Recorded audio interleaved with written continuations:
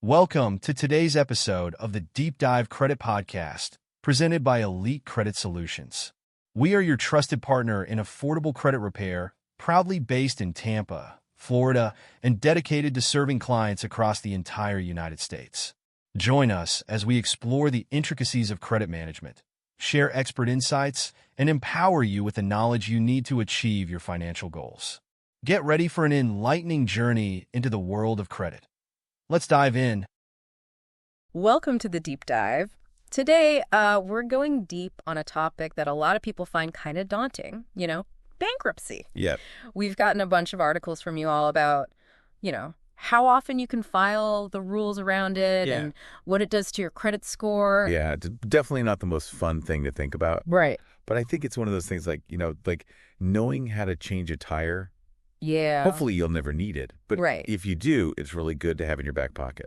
For sure, for sure. And, one of the things that really surprised me going through these articles is that there's actually no limit on how many times you can file for bankruptcy. That's true. You can file multiple times. Okay.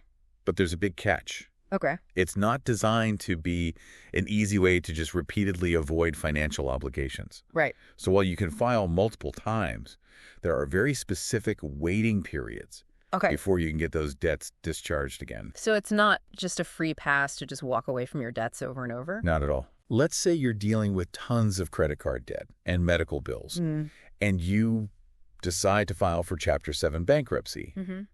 That wipes the slate clean, but then let's say a few years later, you're in a similar situation. Okay. You can't just turn around and file Chapter 7 again right away. Got ya. The system kind of says, hold on, have you learned from this? Right. Have you changed your habits? Okay, yeah, that makes sense.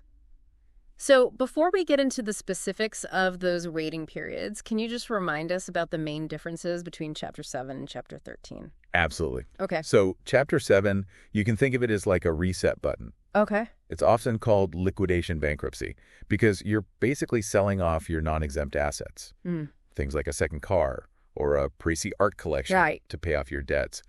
It's a faster process, usually wrapping up in about 4 to 6 months. Okay, so it's quick, but it definitely comes with some sacrifices. Right. Now, Chapter 13 is a different approach. Okay. Think of it as a structured repayment plan, often called a wage earner's plan. You get to keep all your assets, but you commit to a court-approved plan to repay your debts. Gotcha.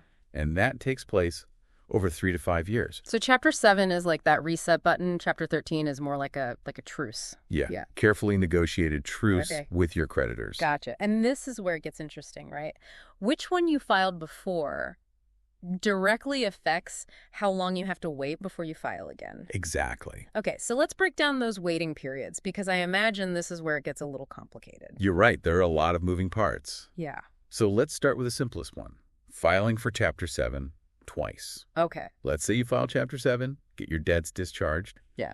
A few years down the road, you're in trouble again. You want to file Chapter 7 again. You would have to wait 8 years. Okay. From the date of that first filing.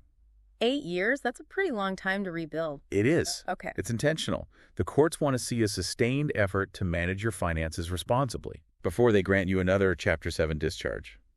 That makes sense. Yeah. What if somebody files for Chapter 7 and then later wants to file for Chapter 13?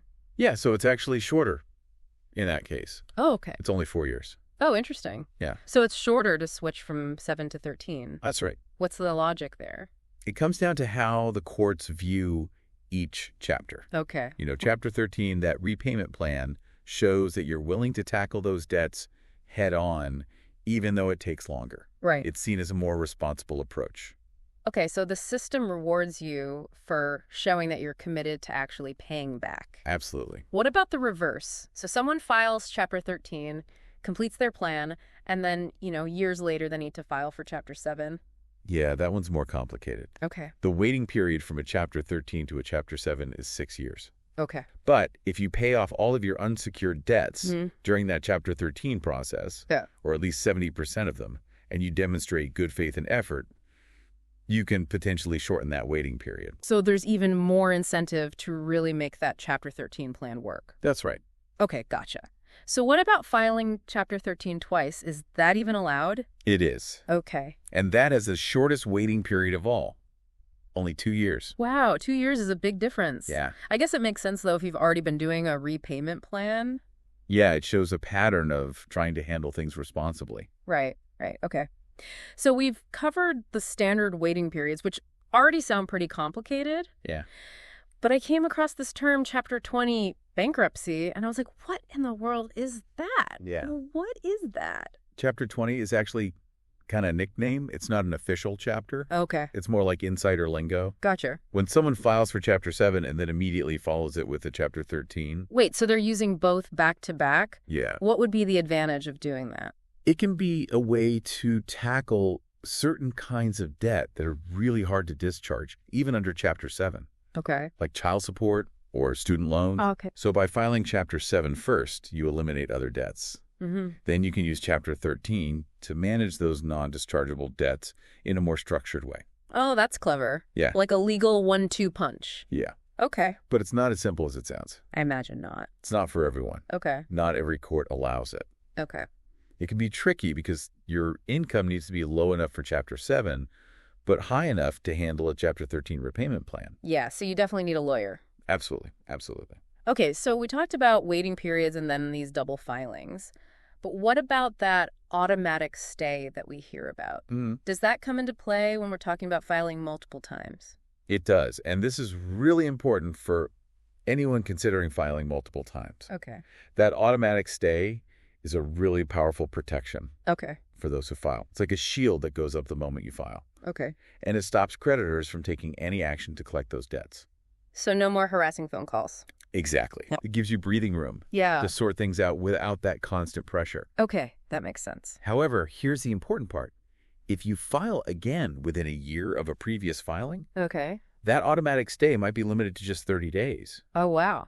And if you file a third time within that year, you might not get it at all. So the protection actually weakens. That's right.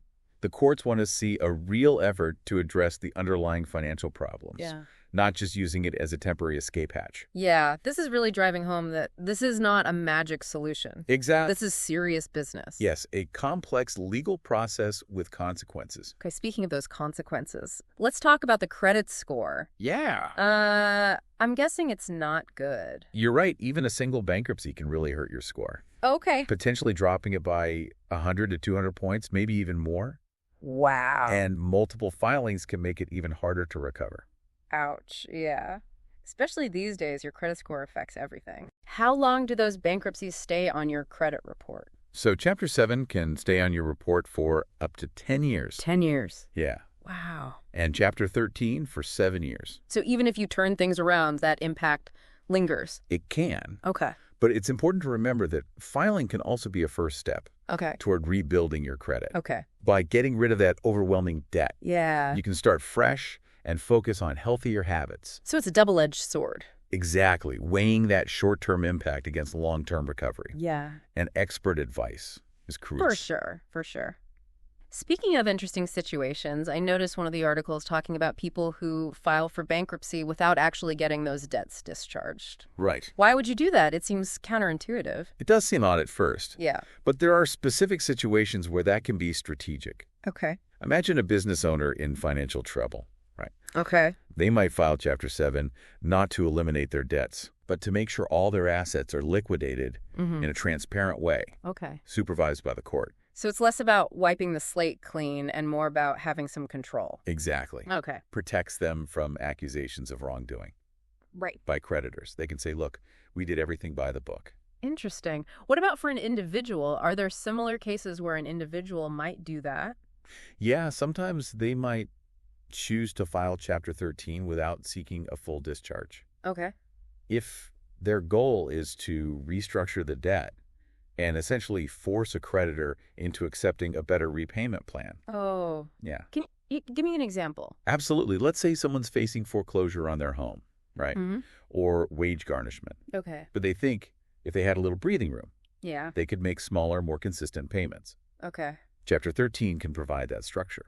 Oh, so it's almost like a negotiating tool. Yeah, in some cases, Okay. It really highlights the versatility of bankruptcy law and why it's so important to understand all your options. For sure. Well, I think we've learned a ton of information in this first part of our deep dive. Yeah. But before we move on, I want to talk about the aftermath, right? Yeah. So what steps can people take to actually rebuild their credit?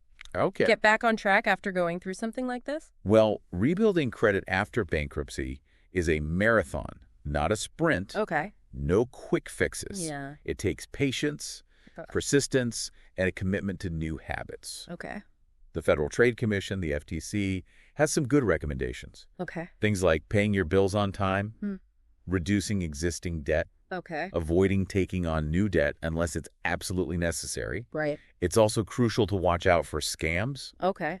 that promise to erase bankruptcy from your credit report. Mm-hmm. Those are just trying to take advantage of you Right. when you're in a vulnerable position. So it's about the small steps. Exactly. And making smart choices over time. All right, it takes time to rebuild trust with lenders and with yourself. And I imagine the emotional impact can make it even harder to focus on rebuilding. It can, yeah. Bankruptcy is incredibly stressful. Yeah. It can trigger feelings of shame, failure, anxiety, Yeah. which can be just as hard as the financial struggles. And those feelings are valid, Absolutely. especially in a society that ties your self-worth to your finances. Exactly. Okay, so what would you say to someone struggling with that emotional fallout? What advice would you give? First of all, be kind to yourself. Okay. You know you're going through a hard time, Yeah. and it's okay to feel overwhelmed. Yeah. Don't beat yourself up about it. Right. Don't compare yourself to others. Okay. Don't isolate yourself. Okay. Talk to someone you trust, a friend, family member, therapist, financial advisor. Sharing it can really help. Okay. And finally, don't be afraid to get professional help if you need it. Okay. A therapist can give you coping mechanisms and strategies to manage stress and anxiety. Right. It's like having a support team during a marathon. Exactly. You're the one running it. Yeah. But you need those people to cheer you on. It makes all the difference. Right. Right. And this isn't the end of your story. Absolutely not. This is just one chapter. One chapter. Okay, well, I think we've covered a lot of ground in this first part of our deep dive, but there's still so much more to explore. Yeah, definitely. In the next part, we're going to talk about some common misconceptions around bankruptcy and delve into some even more specific scenarios. Looking forward to it. Welcome back to the deep dive. We're continuing our talk about bankruptcy, and this time we're going to try to tackle some of the trickier parts, some of those common misconceptions. Yeah, it's like navigating a minefield sometimes. Yay. So many myths and misunderstandings. Yeah, absolutely.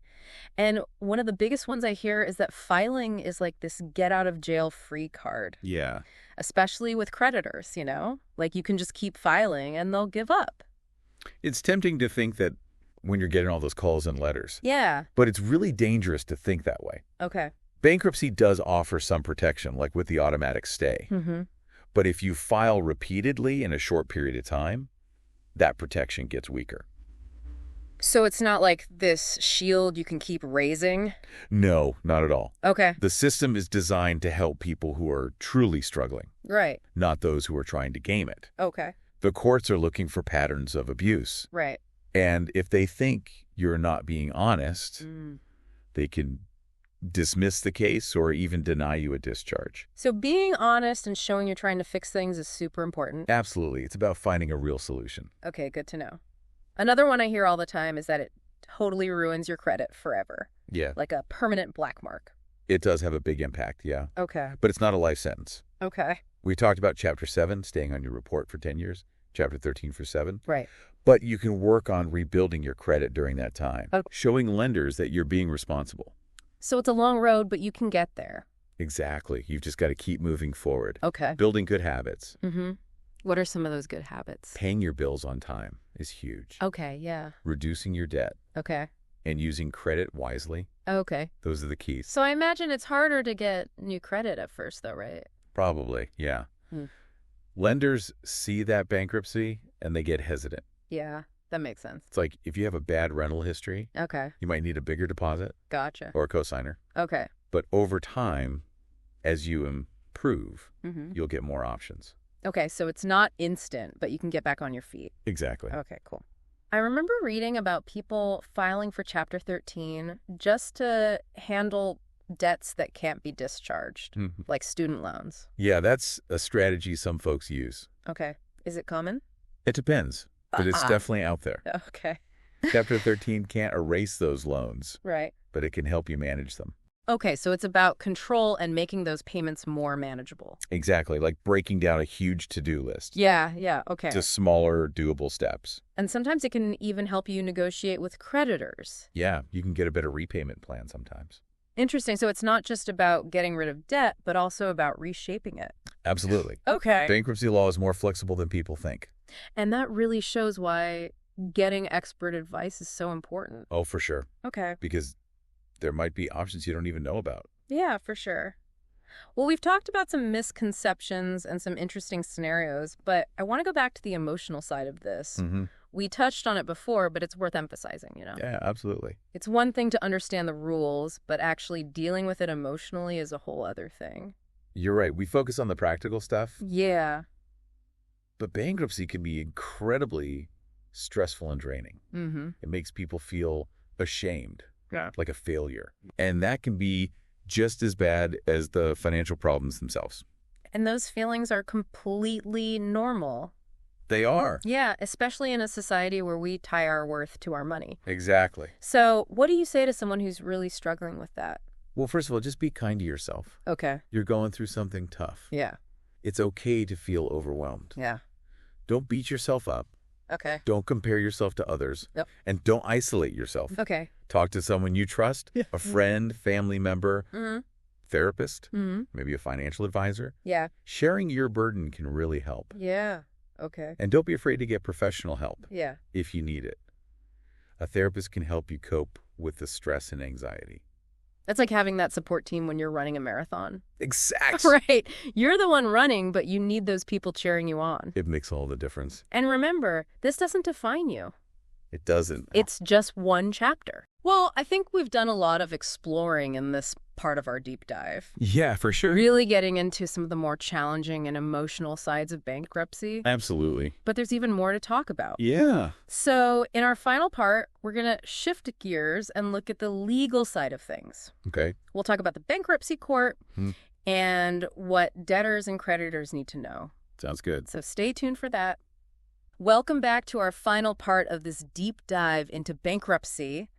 Man, it's been quite a journey. Yeah, we've definitely covered a lot. Yeah, from the different chapters and those myths people believe to, how emotionally tough this can be. Yeah, for sure. But now we're going to the courtroom. Okay. Well, not literally. Right. But, time to get into the legal side of things. It can seem a little intimidating. Yeah, it's like that scene in a movie where the music changes and, things are about to get serious. Exactly. But I think, just like in the movies, if you understand how things work, it's less scary, For sure.